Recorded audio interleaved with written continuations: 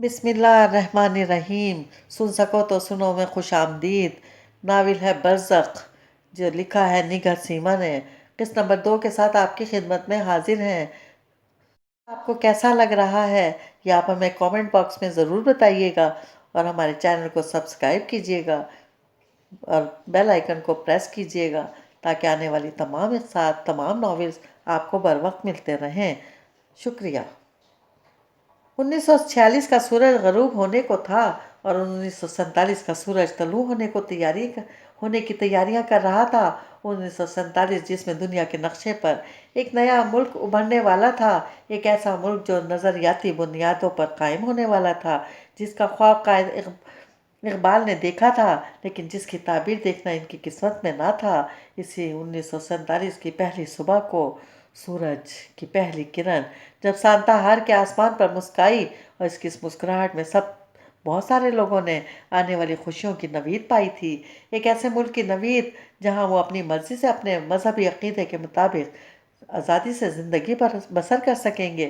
لیکن سانتاہار کے مولوی عبدالحق کے گھر میں یہ صبح اتنی ہی ٹھٹری ہوئی اور سرد تھی جتنی پہاڑی علاقوں میں جنوری کی صبح ہوتی ہیں۔ پہلی جنوری کی صبح یوں تو پورے سانتاہار میں سردی کی شدید لہر آئی ہوئی تھی۔ پچھلے 3 دن سے مسلسل بارش ہو رہی تھی، اور 3 دن بعد آج مشرق سے سورج نے سر نکالا تھا۔ آسمان بے حد نیلا اور شفاف لگ رہا تھا، لیکن نجم النساء کو سردی کچھ زیادہ ہی محسوس ہو رہی تھی۔ اس نے رضائی کو اپنے گرد اچھی طرح لپیٹتے ہوئے وقار النساء کی طرف دیکھا، جو نماز پڑھنے کے بعد قرآن پڑھ رہی تھیں، لیکن اس نے دیکھا تھا کہ پڑھتے پڑھتے خاموش ہو کر کچھ سوچنے لگتی تھی۔ پورے گھر پر خاموشی طاری تھی۔ آج نہ تو حاجرہ کی قرأت کی آواز آ رہی تھی، نہ عبد الرحمن اور عبدالعزیز کی آواز، جو صبح صبح مسجد سے نماز پڑھ کر آتے ہی شور مچانے لگتے۔ انہیں اسکول جانا ہوتا تھا، جہاں مولوی عبدالحق نے انہیں داخل کروایا تھا۔ یہ اسکول مشنری نہیں تھا، لیکن یہاں سر سید احمد خان کے نظریے کے مطابق اسلامی تعلیم کے ساتھ ساتھ انگریزی تعلیم کا بھی انتظام تھا۔ یہ اسکول تھوڑا دور تھا، اور قاسو دادا کے سائیکل رکشے میں بیٹھ کر جانے کے باوجود انہیں آدھا گھنٹہ لگ جاتا تھا۔ آج شاید دونوں اسکول نہیں جا رہے تھے، یا اب اسکول میں محترمہ کی 1 ہفتے کی چھٹیاں ہو گئی تھیں۔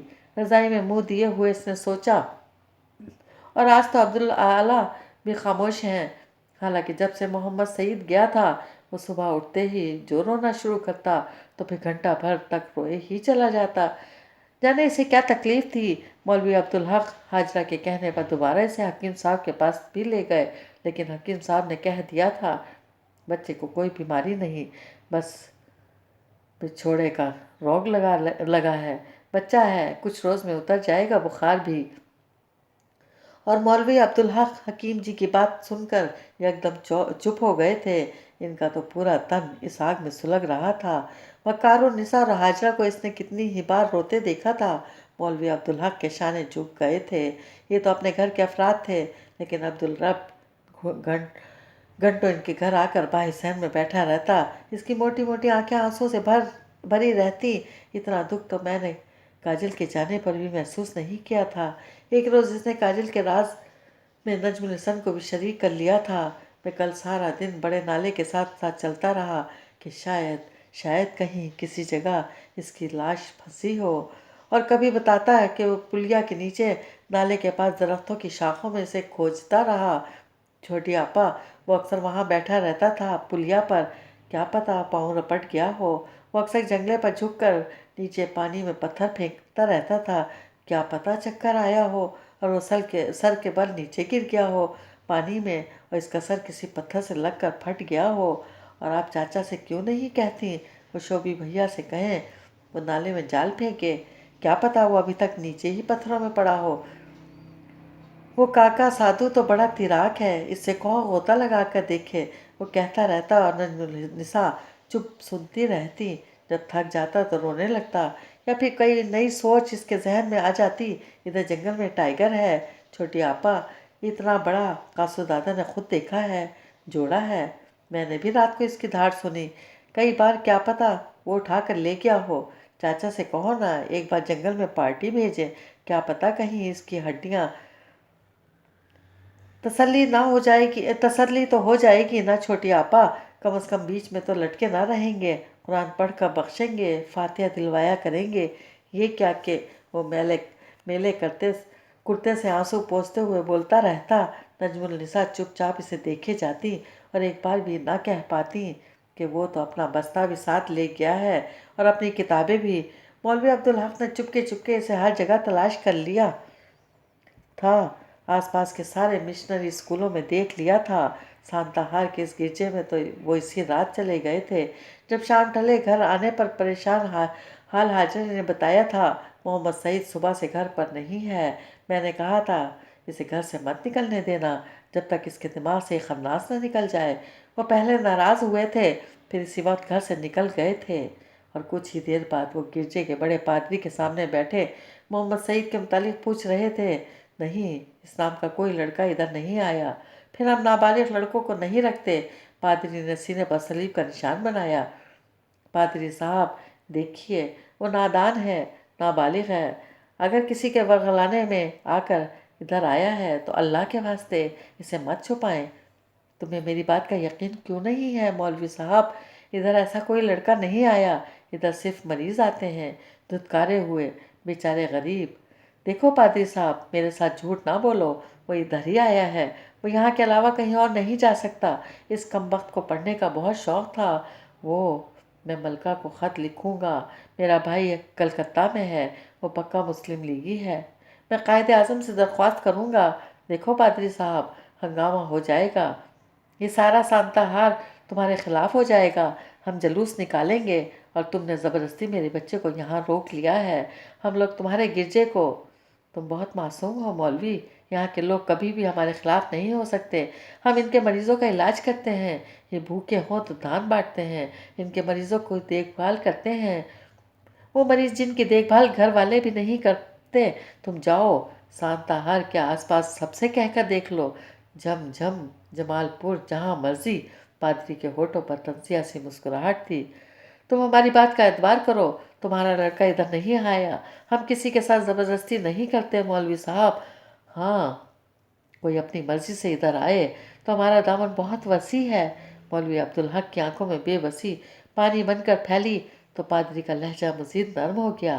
مجھے تم پر ترس آتا ہے مولوی، تم ایسا کرو، ادھر اسپتال والے حصے میں بھی دیکھ لو، کبھی کبھی نوجوان لڑکے ادھر کام کے لیے آ جاتے ہیں، کیا کریں، ادھر ہمارے پاس نرسوں کی بہت کمی ہے اور مریض زیادہ ہیں، کیا پتہ پیسہ کمانے کے لیے وہ ادھر نوکر ہو گیا ہو، نوکروں کی رہائش کا انتظام بھی ادھر ہے، لیکن یہ سب تمہیں ولیم صاحب سے معلوم ہوگا، وہی جانتے ہیں کون آیا کون گیا۔ اور مولوی عبدالحق نے ہاسپٹل کا کونا کونا چھان مارا تھا، حالانکہ ولیم صاحب نے بتا دیا تھا کہ ان کے پاس کوئی 13 سالہ خوبصورت لڑکا کام کے لیے نہیں آیا۔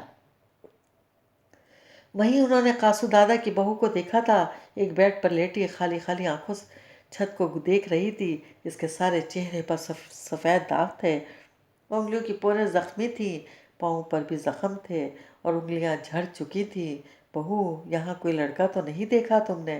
وہ بغیر کسی خوف کے اس کے پاس بستر پر بیٹھ گئے تھے۔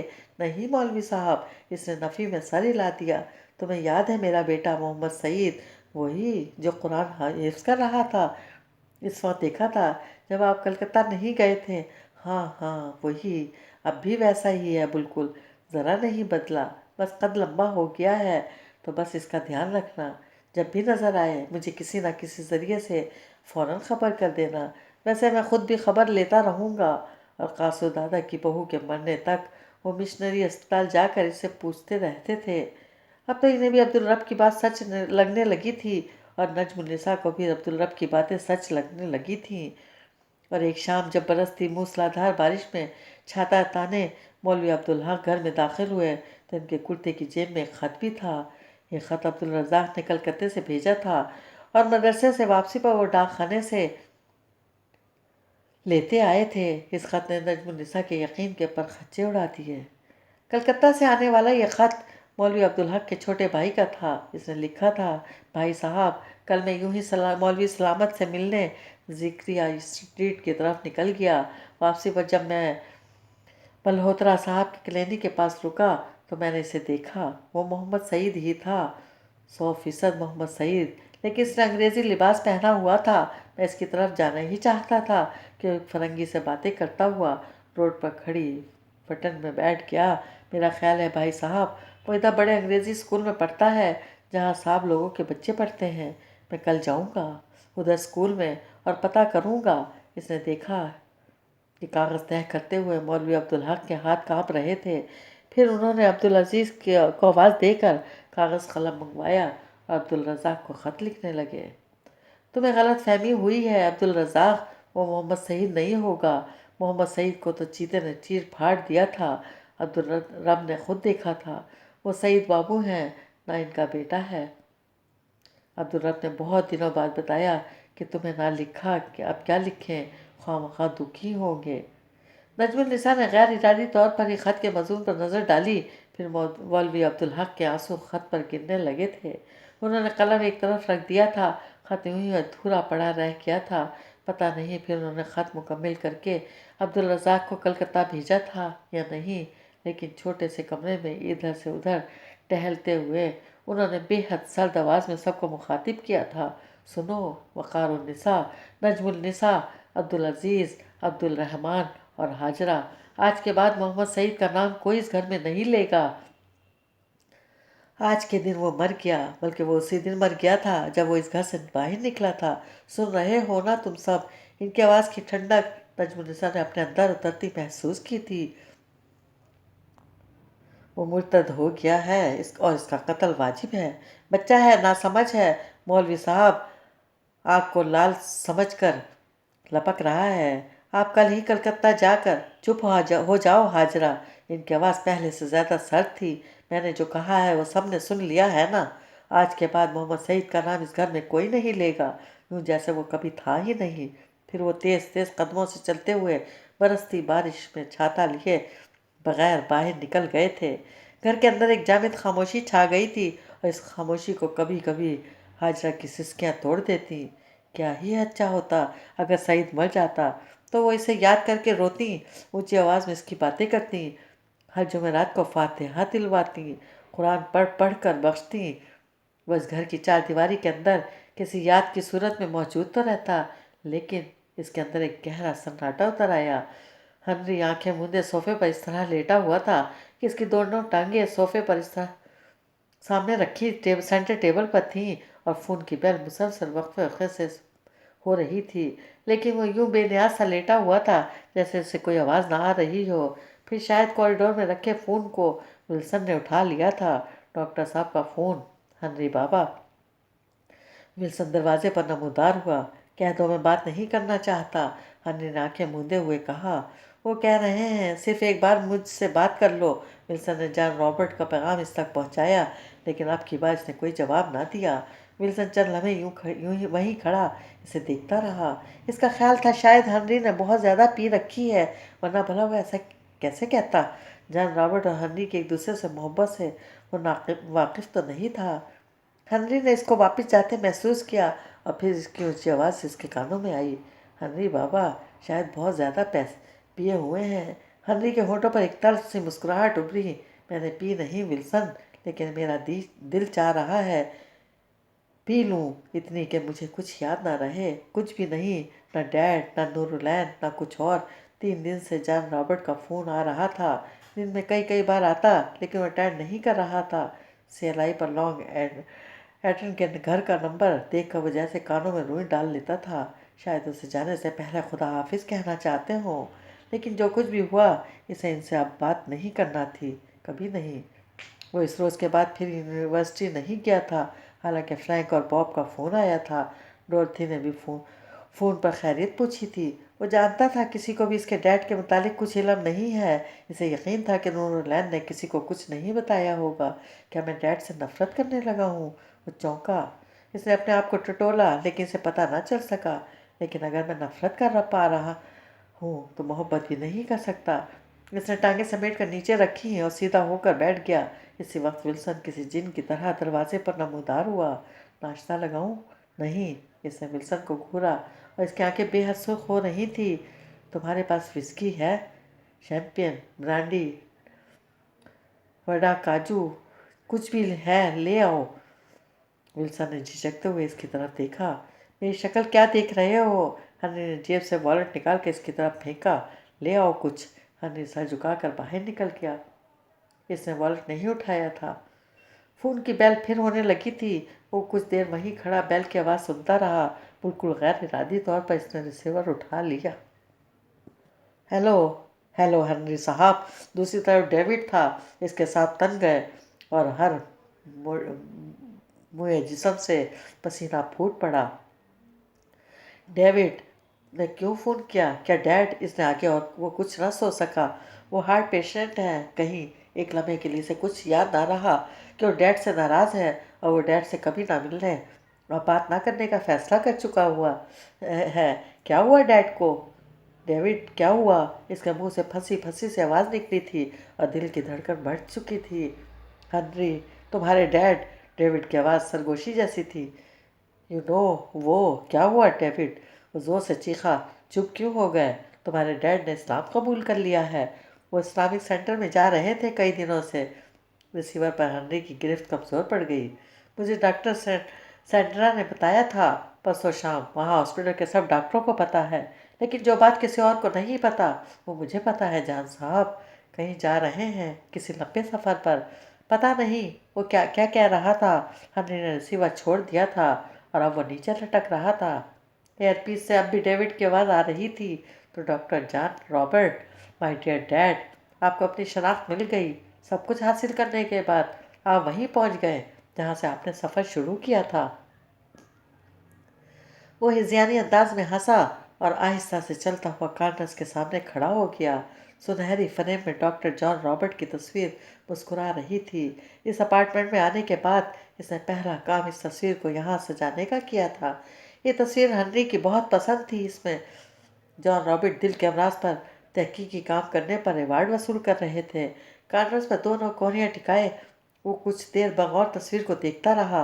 इसे लगा जैसे डॉक्टर जॉन रॉबर्ट की मुस्कुराती आंखों से मोहब्बतों और शफकतों की रोशनियां निकल रही हो। यकलख्त इसने फ्रेम पर हाथ मारा। शीशा टूट कर बिखर गया। एक आध की चीज़ की हथेली पर भी चुभ गई थी। वो कुछ देर हाथों से गिरते खून के कतरों को देखता रहा। हर इंसान के जिस्म में दौड़ने वाले खून का एक ही रंग होता है। हेनरी रॉबर्ट, एक बार मोहम्मद अबुल सालेह ने कहा था, चाहे वो मुस्लिम हो चाहे क्रिश्चियन, और सबका खून एक ही जैसा कीमती होता है। लेकिन तुम्हारे लोगों ने खून मुस्लिम को जिस तरह अर्जा कर दिया है, शायद तारीख इसके लिए इन्हें माफ़ ना करे। खून मुस्लिम कई मनाजिर फिल्म की तरह जहन के पर्दे पर से गुजरने लगे। एक बार जब वो पोर्च की सीढ़ियों से फिसल गया था और सीढ़ी का कोना इसकी पेशानी पर लगा था, वो कितना घबरा गए थे। और एक बार जब वो तैरना सीख रहा था तो अचानक ही इसकी सांस रुक गया था। बहुत सारा पानी इसके मुंह और नाक में चला गया था और वो डूबने लगा था। किनारे पर खड़े जॉन रॉबर्ट ने एकदम ही पानी में छलांग लगा दी थी। और अब डैड ने एक बार भी मेरे मुतालिक नहीं सोचा कि इस अमल से मुझ पर क्या गुजरेगी। एक बार भी नहीं। इन्हें एक बार भी मेरा ख्याल नहीं आया। मैं जैसे अब तीसरा इश्क कहते थे, इसके अंदर बरसात होने लगी। इसने तस्वीर का फ्रेम उठाकर जोर से दरवाजे के बाहर फेंका, लेकिन वो दरवाजे से टकराकर अंदर ही गिर गया। यह आपने अच्छा नहीं किया डैड। बिल्कुल भी अच्छा नहीं किया। ना मेरे साथ और ना अपने साथ। इसने अपनी जख्मी हथेली को देखा जिसमें हल्की सी चुभन थी। इसका जी चाहा ऐसे ही अपने पूरे वजूद को जख्म जख्म कर डाले, टुकड़े टुकड़े कर दे और फिर जख्म जख्म वजूद को जॉन रॉबर्ट के सामने फेंक कर पूछे, डैड, क्या आपको तकलीफ़ हुई है? क्या आपके दिल में अंदर कहीं दर्द उठा है? विल्सन, विल्सन, वो जोर से चीखा, मगर कोई जवाब ना मिला। शायद वो बाहर चला गया है ग्रॉसरी लेने। और हाँ, मैंने भी तो इसे विस्की लाने को कहा था, लेकिन इसने वॉलेट तो नहीं लिया। हनी ने वॉलेट उठाकर पॉकेट में रख लिया। वो बाहर निकला। इसकी गाड़ी पोर्च में खड़ी थी।